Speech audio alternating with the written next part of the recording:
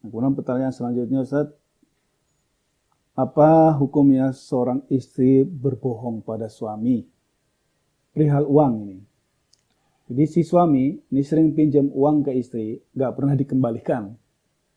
Pinjam ya. Ya, si suami akadnya pinjam, saya pinjam doang, tapi nggak dikembalikan. Apakah satu saat istri boleh berbohong bahwa dia nggak punya uang? Karena setiap pinjam nggak dibayar, gitu. Seperti itu, Ustaz. Monggo, Ustaz, gimana? Ada beberapa hukum yang harus dibahas di sini. Yang pertama adalah boleh nggak apakah uangnya istri adalah uangnya suami? Gitu. Ini kan butuh dibahas. Ya, saya sih punya rincian terkait dengan uangnya istri. Ya saya husnudzon aja sih. Bahwasanya itu uang benar-benar uangnya istri. Dalam artian dapat warisan atau uang kerja dulu yang sebelum menikah itu kan. Atau hadiah yang diberikan oleh orang lain atau kedua orang tua kepada dia. Kalau itu benar-benar uangnya istri, maka berarti, atau uang mahar atau yang lain, maka berarti boleh suami itu berhutang, kan itu kan? Kalaupun dipinjami kan itu, tapi akad utang dan harus bayar. Itu di hukum pertama boleh, kalau itu benar-benar uangnya dia. Istri.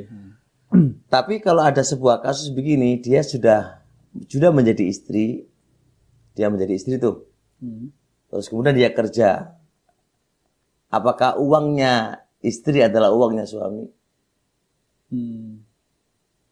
Dia menjadi istri nih, sudah kerja, tapi dia sudah menjadi istrinya dia. Nah, ini ada pembahasan yang lebih rumit.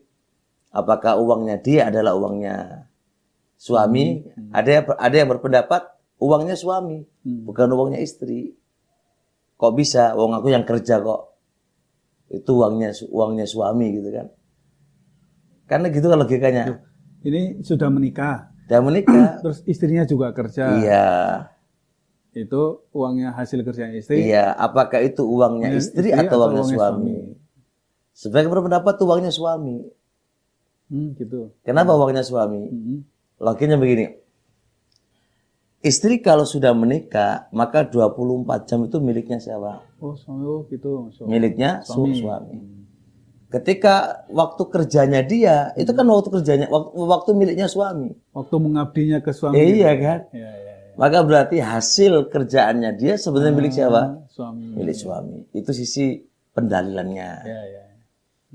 Nah, pendapat yang kedua ada yang mengatakan enggak lah, wong suami yang istri yang kerja kok. Wong dari keringatnya istri kok dia ambil oleh sang suami, gimana kan gitu. Ya, sisi pendapat ini, dua pendapat ini memang susah dipecahkan. Susah dipecahkan. Nah, jadi saya sih masih ada beberapa catatan yang harus dibahas di bab ini ya. Di bab ini. Kita nggak bahas ini ya, jadi kita bahas yang pertama lagi kan panjang juga. Kesimpulannya berarti suami itu pinjam hutang ke istri. Nah, sekarang gini, terus istri berbohong. Ya, saya sampaikan kita punya hadis Nabi SAW, ayatul munafiki thalathatun. Tanda munafik ada 3, yaitu idza haddatsa kadzaba. Para ulama kayak Imam Nawawi dan juga yang lain ketika menyarah hadis ini, ittafaqal ulama ala tahrimil kadzib. Para ulama itu sepakat mengharamkan dusta. Cuma ada beberapa dusta yang diperbolehkan oleh syariat dan itu maslahatnya lebih tinggi daripada dosa bohong itu. Di dalam kaidah usul fikih atau kaidah fikih ketika membahas tentang jalbul maslahah wa darul mafsadah, mendatangkan maslahat dan menolak mafsadah, itu ada 3 poin terkait dengan ini. Yang pertama, ketika mafsadahnya lebih besar daripada maslahatnya, maka dilarang. Ketika yang kedua, maslahatnya lebih besar ketimbang mafsadahnya, maka berarti diperbolehkan. Ketika 50, mafsadahnya 50, masalahnya 50, maka itu dilarang dengan kaidah darul mafsadah muqaddamun alal maslahah. Nah, maka pertimbangannya adalah gini. berdusta itu sudah dosa. Kemudian ketika ada 3 keadaan diperbolehkan berdusta karena masalahnya lebih besar. Contohnya adalah ketika mengislahkan yang lagi bertengkar itu lalu berdusta. Karena apa? Karena menggapai sebuah kemaslahatan damai itu lebih besar ketimbang dusta itu sendiri. Yang kedua, jalbu mahabbah antara suami istri itu lebih besar daripada dusta. Maka suami boleh menggombali siapa? Istrinya. Baik, ini yang kedua. Yang ketiga, lupa yang ketiga. Perang. Yang ketiga perang, al-harbu khid'ah. Al-harbu khid'ah. Ini ya jelas, kalimatilah meninggikan kalimatullah itu lebih tinggi masalahnya ketimbang dusta, makanya diperbolehkan. Nah, apakah itu terbatas pada 3 ini saja atau tidak? Menjawab tidak. Kaidah usul tidak membatasi 3, tapi membatasi selama masalah itu besar. Nah, tahqiqul manatnya dalam kaidah usul fikih, tahqiqul manatnya terkait dengan kasus ini berarti bohongnya kamu itu kepada suami maslahat gak gitu kan? Nah, fa'ingkil jika lo komentar ya maslahat Ustaz wong duitnya nggak kembali gitu kan? Ya mungkin itu bermaslahat. Tapi sebelum saya mengatakan itu boleh, saya bolehlah usul. Nggak usah berdusta, pakai aja tauria. Baru saja contoh, saya nggak megang duit. Nggak megang. Di ATM gitu. Nah, ya kan, itu mungkin saya lebih artinya sebelum mengarah dusta ada titik yang itu dia lebih ringan daripada dusta, itu tahu tauria.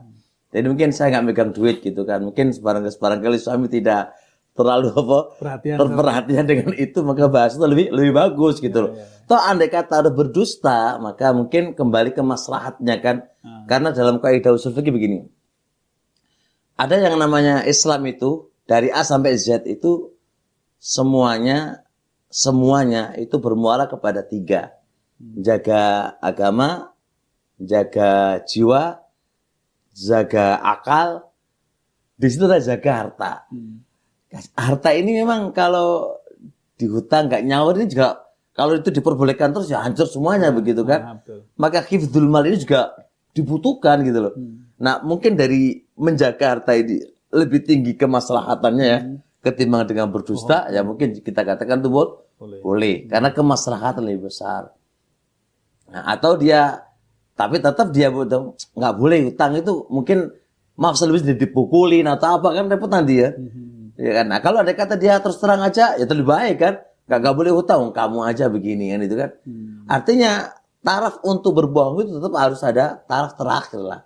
Kalau lebih baik sampaikan nggak ada atau saya ada tapi saya nggak mau ngutangin kamu aja nggak bayar gitu kan? Nah itu mungkin sampaikan aja apa adanya itu lebih baik. Tapi ketika kok Anda akan dipukulin atau diapain, nah baru ada unsur berbohong gitu. Jadi berbohong itu tingkatan terakhir lah. Jangan kok mudah berbohong. Nah, kalau ada kata mengharuskan berbohong, kalau enggak akan ada masail setelahnya mungkin ditalak, mungkin atau ya mungkin itu bisa dikatakan berbohong itu lebih afdol ketimbang harus terus terang gitu.